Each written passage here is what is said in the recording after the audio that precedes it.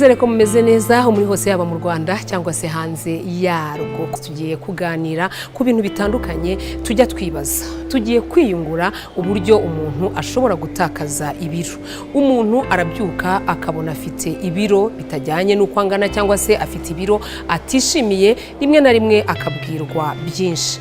Nyamara hari uburyo butandukanye bushobora gukoreshwa n'uwo ari we wese bitewe n'uko ateye. Ahangaha turavuga wenda ubwoko bw'amaraso n'ibindi bitandukanye. Ariko se uburyo bwiza abahanga mu bijyanye n'imirire bashobora kutugiramo inama nubuhe cyane budashobora gutera ingaruka umubiri wacu? Ni kuri ubwo buryo uyu munsi ngiye kuganira n'umuhanga mu bijyanye n'imirire, Madame Anastasia Mukakayumba, akatubwira uburyo yaduhitiramo agendeye kuri experience cyangwa se kubo yafashije. Ntabwo nubwo ari we nza kuganira nawe gusa, ndanaganira na bamwe mu bo yafashije, batubwire se kugira ngo batakaze ibiro mu buryo bifuzaga byaciye mu zihe nzira. Ese nta ngaruka byigeze bigira ku mibiri yabo cyangwa se ku buzima bwabo? Mu zihe nzira? Ese nta ngaruka byigeze bigira ku mibiri yabo cyangwa se ku buzima bwabo?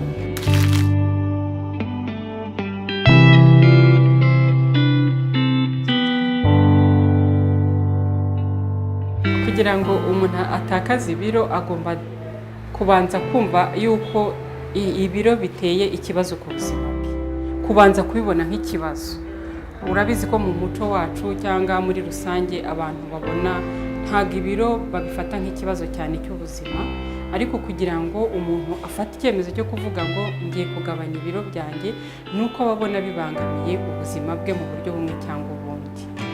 Rero kugira ngo umuntu atakaze ibiro, uretse kuba hari iyo commitment aba yagize, hari uburyo butandukanye umuntu ashobora gukoresha kugira ngo hatakaze ibiro.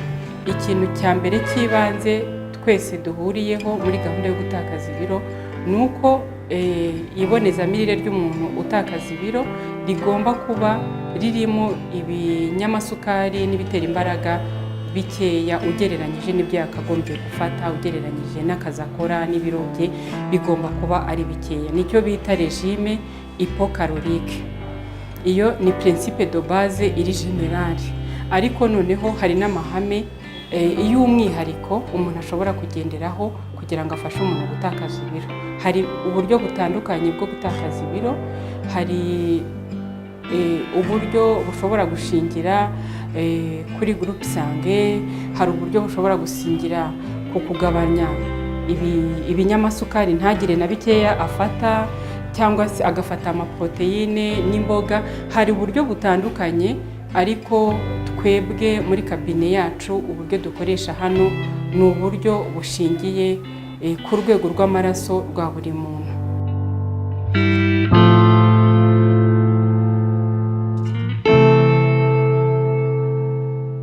Impamvu twahisemo uburyo bushingiye ku rwego rw'amaraso rwa buri muntu, twagendeye cyane ku bushakashatsi bwakozwe na Dr. Peter Dadamo. Ni ubushakashatsi bumaze imyaka irenga 20 bukoreshwa. Mbese ibyavuye muri ubwo bushakashatsi bimaze imyaka irenga 20 bukoreshwa, kandi n'ubundi baracyakomeza kugenda babukoraho. Akaba rero ari uburyo butuma umuntu ashobora guhabwa imirire ijyanye nawe ku giti cye. Ni ubushakashatsi bwerekanye ko hari isano ya bugufi cyane iri hagati y'ibyo turya n'amaraso yacu, kandi nk'uko ubizi ntabwo dufite amaraso ahuye. Uko adahuye ni nako n'ibintu dukenera, nubwo muri rusange bishobora kuba abantu barya ibintu kimwe, ariko ntabwo buriya imibiri yacu ibyakira kimwe. Ni ubumenyi abantu benshi batazi, ndetse bakabujyaho n'impaka nyinshi cyane. Ariko nk'igihe tumaze tubukoresha, uyu ni umwaka wa 10 tumaze dufasha abantu kugabanya ibiro cyangwa kubyongera dukoresheje ubwo buryo bwo kugendera ku rwego rw'amaraso. Rero butuma uha umuntu imirire ijyanye nawe. Ni ukuvuga ngo ibi biryo iyo umuntu abiriye bituma umubiri we ushobora gukoresha ibinyamasukari neza yariye, cyangwa se ibinyamasukari yariye uyu muntu ubiriye bigatuma yongera ibiro, ariko undi mu rundi rwego rw'amaraso badahuje we yabirya we bikamanuka. nubwo ibyo binyamasukari twese tubivuga tukabihurizaho, ariko byose ntabwo byitwara kimwe bitewe n'urwego rw'amaraso rwa buri muntu. Ni nayo mpamvu uzasanga hariho za regime zitandukanye cyangwa ubwoko bwo gutanga kuboneza imirire gutandukanye, ukabibona kuri Google, ukabibona kuri za YouTube bitandukanye. Uku buryo wibaza utese finaroma ni iki, uburyo bwiza bwakoreshwa n'ubuye, kiriya kijya kikwereka yuko harimo ikibazo gikomeye mu bintu byo kugabanya ibiro, kugira ngo abantu bamenye ngo uburyo bwiza bwaba buri stable n'ubuye. Rero ubwo buryo ni uburyo iyo myaka 10 yatweretse yuko gushingira ku rwego rw'amaraso nizo regime nyinshi cyane turazizi zitandukanye, ariko iyo yonyine niyo twabonye ibatarokoro imyaka yose imaze ntago yigeze igaragaza ingaruka mbi ku muntu wazikoresheje. Abantu dukurikirana uko biri kose turabibona, kuko nk'iyo umuntu twinjiye muri stabilisation ya regime ye abanza gukoresha bira y'ubuzima bwe uko ahagaze byose, tukareba amaraso, igipimo by'amaraso bimeze gute, imyunyu mu maraso bimeze gute, bijyanye proteine zihagaze gute, impyiko zirakora gute, umwijima urakora gute, hanyuma tukamuha iboneza mirire ashobora gukoresha mu buzima bwe bwose buzakurikiraho. Rero twahisemo ubwo buryo kuko twabonye ari uburyo dushobora gukoresha buri muntu tukamugenera ibijyanye nawe, yaba afite ibiro byiyongeraho n'izindi ndwara, biradufasha neza kubikora, kubimukorera neza ntagire ingaruka ari ku biro ndetse no ku zindi ndwara nazo tukabasha kuzicunga neza. Ni uburyo dukoresha bugendera ku biryo biboneka hano iwacu mu Rwanda, ibiryo bidahenze. Ni uburyo buri wese yakoresha bitagombeye ngo afite amafaranga menshi cyangwa se afite make, buri wese ashobora kubwibonamo. Twagerageje rero kubukora, nicyo bita contextualize, guha umuntu imirire ijyanye n'ubuzima bwe, atari ibiro gusa n'ibindi byose bijyana n'ubuzima, kandi tukareba ngo ni imirire ku isoko ishobora korohereza uriya muntu agashobora kuyikora bitamugoye ku kijyanye n'amafaranga cyangwa se uburyo bwo kuboneka.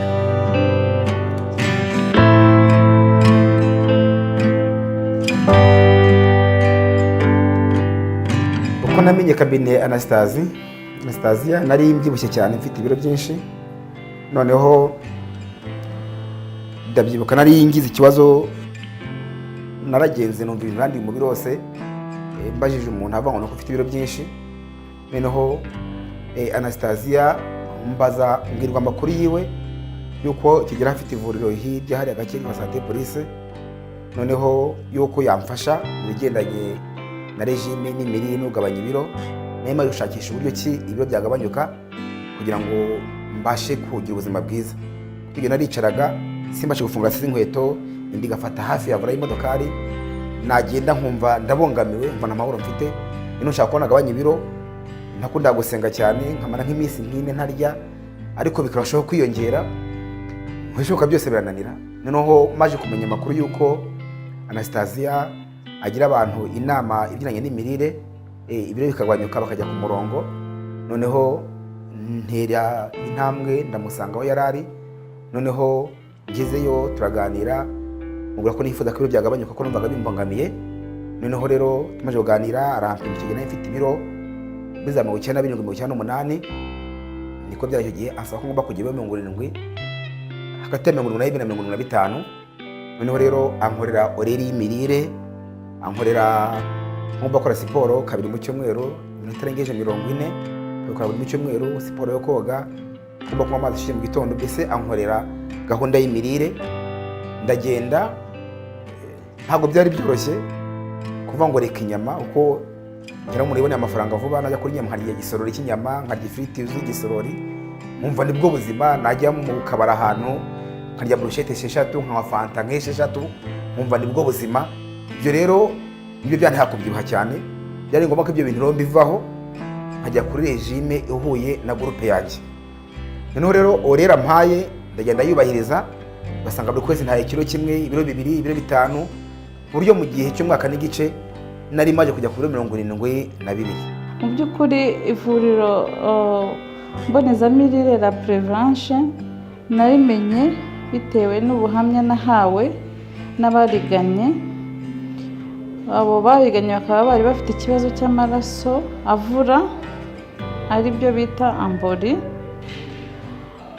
Bakaba bariganye bakabasha kubafasha mu kugabanya ibiro ndetse na cholesterol zitari nziza mu maraso. Mu by'ukuri maze kugana ivuriro la Prevanche, ubuzima bwanjye bwahindutse mu bijyanye n'ibiro ndetse no kugabanuka kw'indwara nari mfite. Muri zo hakaba harimo iyo ivura ry'amaraso ariyo bita ambori, ndetse n'umuvuduko w'amaraso, harimo na cholesterol nyinshi mu mubiri. Ni ukuvuga ngo nza aha ngaha nari mfitiwe mu 96 harimo 2012. Mu gihe cy'imyaka 2 nari nshigaje 72. Ni ukuvuga ngo kandi nabitaye neza, nta kibazo nigeze ngira. Mu by'ukuri mfuma nabitaye mu gihe cy'imyaka 2, ibyo biro kuva kuri 96 kujya kuri 72, urumva ko nataye ibiro 24 mu gihe cy'imyaka 2. Igihe nari mfite ibiro byinshi natewe n'indwara nyinshi cyane, ku buryo ibyo ntakabashije gukora ngo niteze imbere cyangwa se neze imbere igihugu cyacu byari bikeya. Na indwara igufashe ntubasha gukora, wirukankira mu bitaro ukarwara, ugata amafaranga menshi cyane wivuza, ndetse n'igihe kigatakara. Ibyo wagakoze mu gihe gitoya bikaba byazagutwara imyaka myinshi. Maje kujya ku biro 72 ko nagize ikibazo gikomeye cyane. Abantu batise yararwaye, yagize tuko urumva ku biro 20 ku biro 24 mu gihe cy'imyaka 2 najyaga ngenda abantu bakayona muri umuna wanjye, abantu bakikanga n'iki. Rero nifuza ko yankorera raporo y'imirire cyangwa se uburyo nshaka kurya ibiro ntibirenge 75, hagati ya 40 na 45. Noneho rero ankorera oreri yindi yuko ngomba kurya. Kuvuga ngo muri bya bindi hari byahindutse, noneho nubahirije gahunda yampaye ku buryo nkigenderaho, kandi ibyo ntabwo bijya bizamuka. Mu by'ukuri iri vuriro kuri jyewe ku giti cyanjye mbona ari ngombwa cyane, bitewe n'uko uko nabaganye ni abantu bagerageza gutega amatwi umuntu bakakugira inama, ndetse n'abantu bishimira kubona uko ubuzima bwawe bugenda buhinduka buba bwiza, utera intambwe yo kujya mu buzima busanzwe, uva mu buzima bwari bukuzahaje. Ni abantu bagira umwete cyane mu gufasha umurwayi mu bishoboka byose. Nta kibazo regime yanteye, kubera ko ni regime nziza. Ni regime nziza, witondo ukanywa amazi, ugafata ikintu saa sita, ugafata salade mbere yo kurya, mbese ukarya ibiryo byiza bimeze neza, biteguye neza, bitewe nuko gahunda iteguye. Ubona mu by'ukuri ahubwo nibwo nungutse yo kurya neza. Ntacyo byantwaye, ahubwo byambereye igisubizo, ku buryo iyo ntariye kuri regime yanjye, nagiye nko mu bukwe, nagiye nko gusura abantu n'andi handi, mba numva mbongamiwe. Kuko nagusuye ntabwo nagendera, nagutegeka oreri ngomba kuriraho. Ariko ndi wanjye mu rugo barabizi, babyuka mu gitondo bakareba se uyu munsi turarya iki. Turarya salade, turarya ikijumba, turarya umwumbati, turarya ubugari, turarya inkoko, turarya bitewe nuko gahunda iteguye. Bituma rero n'ubuzima bwarabyakiriye, ntacyo byantwaye, ahubwo byambere igisubizo. Ahubwo ntabibonye numva mbongamiwe, kundi muzima, nta kibazo mfite, nta ndwara. Kuva natangira kuza aha ngaha nta ndwara nigeze ndwara, nabaye umusore.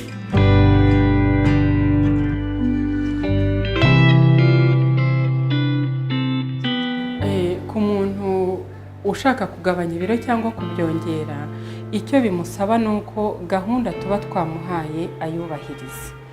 Ntabwo bihagije yuko umuntu yaje hano ngo tumukorere evaluation, tumusuzume, tumurangirize, tumubwire ngo dukurikije ibi byose tumaze kubona, dore ibonezamirire tuguhaye, dore gahunda yo kurya tuguhaye. N'urugero, niba umuntu aje tukamukorera gahunda y'imirire ye, tumaze kumutega amatwi, iyi ni gahunda iri rusange, ariko dushobora kugenda tuyihindura bitewe n'umwihariko wa buri wese. Ni ukuvuga ngo kuri buri bwoko bw'amaraso dufite gahunda y'imirire igiye ijyanye na buri bwoko bw'amaraso. Ariko nubwo hariho wenda tuvuge groupe y'abantu bo muri B, hariho B muri gahunda yo kuzamura ibiro cyangwa se gahunda yo kuzamura cyangwa kumanura ibiro. ariko tukita no ku yindi myihariko ashobora kuba afite, niba arwaye diyabete, niba arwaye hypertension, ibyo nabyo turaza kubyitaho tubihuze. Ntabwo rero regime naha uyu mugenzi wanjye n'undi uri hano ku ruhande ntabwo ziba zisa. Buri wese aba afite regime ye y'umwihariko, ku buryo niyo wavuga ngo uramwiganye cyangwa urayifashe, rimwe na rimwe usanga hari aho wasanga utari buze guhuza nawe. Rero icyo tuba dusaba umukiriya wacu ni ukubahiriza gahunda twamuhaye. Ntabwo hari igihe abantu benshi babigendamo neza koko ugasanga tugeze ku ntego, ibiro yifuza kugeraho, niba ari ukuzamura cyangwa kumanura tukabigeraho neza. Hari n'abandi binanira. Kubera iki? Regime twamuhaye nawe yagiye yizaniramo n'ibindi, kuko azi ko kurya ni ibintu bisanzwe, azi ko narya iki ntacyo bimutwara, yakuze yumva ko imbuto zose ari nziza, ariko hari imbuto zishobora kubyibushya abantu, hari n'izishobora kubananura. Ibyo ngibyo abantu bagomba kubimenya.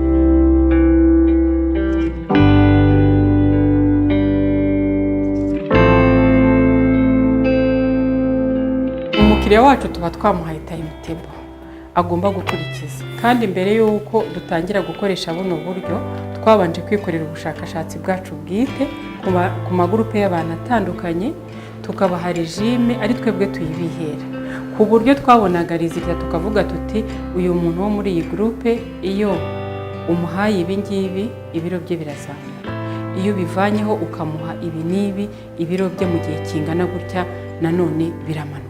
Ntabwo twakoze ubushakashatsi bw'iminsi 2 cyangwa amezi 3, deja ubu tugeze ku myaka 10. Rero kuko tubizi neza yuko iyo umuntu yabyubahirije bigenda neza, wenda wavuga uti se nta zindi fagiteri zashobora gutuma ibiro by'umuntu bitamanuka, abona nubwo yaba yabiriye uko bikwiriye. Aho hose tuba twahaganiriye, twamubajije indi miti ashobora kubafata, twamubajije iby'imbamutima, niba nta stress afite ishobora gutuma arya cyane akarenza urugero akarengera na bya bindi. Ibintu byose bishobora kuba byaba imbogamizi byose tuba twabiganiriyeho mu gihe turimo kumusuzuma, ku buryo imbogamizi yose twatekereza ko yaba mu gutuma iyubahirizwa ry'imirire ye ritagenda neza byose tuba tuyizi. Rero igituma tumenya ngo uyu muntu arabyubahiriza cyangwa ntabyubahiriza ni uko yagarutse nyuma y'ukwezi, kuko buri kwezi umuntu aragaruka tukongera tugapima ibiro, tugapima mu nda, ingero zose twafashe cya gihe aza bwa mbere turongera tukazifata. Rero iyo agarutse tukabona nta kiro cyavuyeho ni ikimenyetso cy'uko bya bintu atabyubahirije. Niyo tuganire tukamubaza tutese ko tubona twe dukurikije iby'ubushakashatsi bwatweretse ko tubona nta kintu wowe cyavuyeho, byagenze bite? Akenshi yakubwiye usanga hari amakosa yakoze.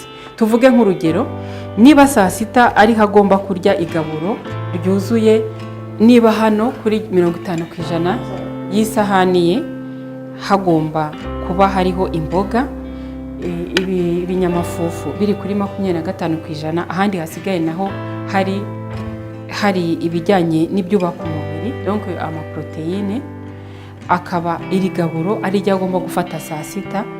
Iyo arishyize nijoro ntabwo ibiro bye, kuko nijoro aba agomba gufata igaburo ryoroheje rishoboka, nanone rijyanye na gahunda tuba twamuhaye.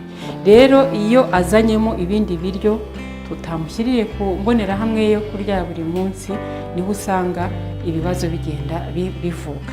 Rero iyo turebeye hamwe tukabona ibintu byatumye atagera ku ntego, twongera kumugira inama ku buryo igihe azashobora kubahiriza neza ibijyanye n'imirire ye, kandi tukagenda tubona rezilita hamwe nawe. Byanze bikunze nta muntu ushobora kubyibuha atariye, ibyo ntabwo bibaho. Uve mu gitondo umara ukwezi, umara amezi 2, ni unywa amazi, tuvuge n'urugero, nta nzira byacamo ngo ubyibuhe. Tubyibushywa n'ibintu turya. Ibintu turya akenshi na kenshi iyo winjiza ibinyamasukari n'ibinyamavuta biri hejuru y'ibyo umubiri wawe ukeneye ku munsi gukoresha, ibisigaye umubiri wawe urabibika, ukabibika sous forme y'ibinure, ku buryo rero uko iminsi igenda ishira indi gataha ibiro byawe bigenda byiyongera. Hari icyo kintu. Nanone ushobora kubyibuha bitewe na genetike yawe cyangwa se igisanira cyo mu miryango wavutsemo. Ni ukuvuga ngo habaho abantu baba bafite serire zibika amavuta nyinshi ku buryo ndetse no mu mara yabo bakaba bafite ubura bunyunyuza cyane ibyo bariye byose, bakaba bafite ubushobozi bwo kunyunyuza ibyo umubiri wabo wagogora. Abo bantu bagira tendanse yo kubyibuha, ariko nabo ntago babyibuha batariye. Rero hari igihe bibaho ko agenda akarya bya biryo bijyanye na groupe sange ye bituma byibuha, noneho wenda no mu muryango bose bafite ya groupe sange, kuko par experience twabonye yuko abantu usanga bakunda ibiryo bihabanye n'ibyo bakagombye kuba barya. Ibyo biryo rero bose ugasanga mu muryango n'ibyo barya bose bakabyibuha, ugatekereza yuko ari ukubera icyo gisanira gusa cyo mu muryango, ariko n'ibiryo abo bantu baba barya nabyo biba bifitemo uruhare. Rero ushobora no kubyibuha bitewe no guhangayika, kugira stress. Hari igihe bibaho ko umuntu ari mu bihe bikomeye by'ibibazo, noneho agashaka kurya cyane kugira ngo ubwonko bumwibagize bya bibazo arimo. Nibyo bita mécanisme de compensation, aho usanga umuntu arya agamije kwiyibagiza, ariko akenshi atazi icyo bishobora kuzana nk'ingaruka, akazibona yarabyibushye cyane, kubera ko akenshi n'ibiryo ubwonko bugutuma gufata muri icyo gihe akenshi ni muri rusange ibiribwa n'ubundi bisanzwe bibyibushye.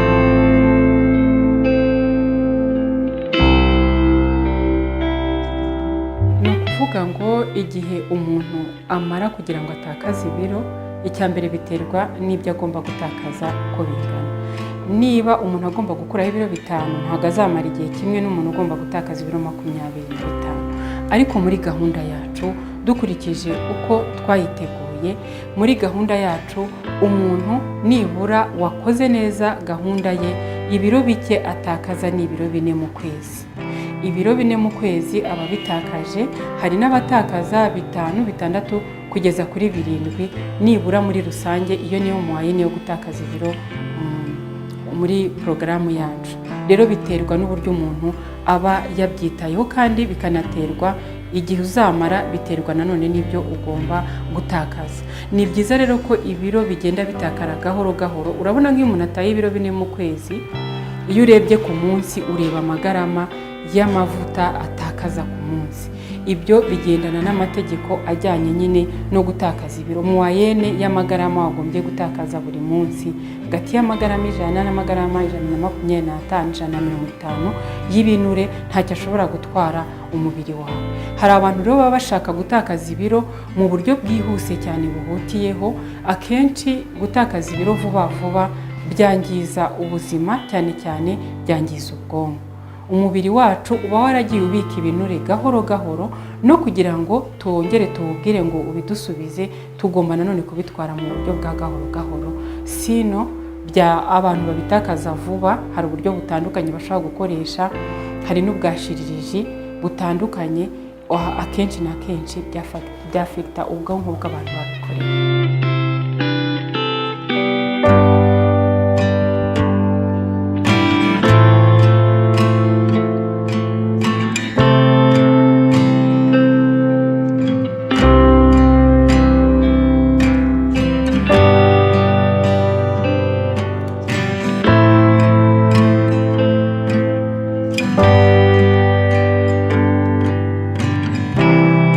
Mumaze gukurikira rero, burya nubwo tujya dutekereza ko umuntu ashobora gutakaza ibiro uko yishakiye, ariko hari inama tumaze kugirwa n'umuhanga mu bijyanye n'imirire, Madame Anastasia Mukakayumba, ndetse hari nawe yafashije bamaze kutwihera ubuhamya.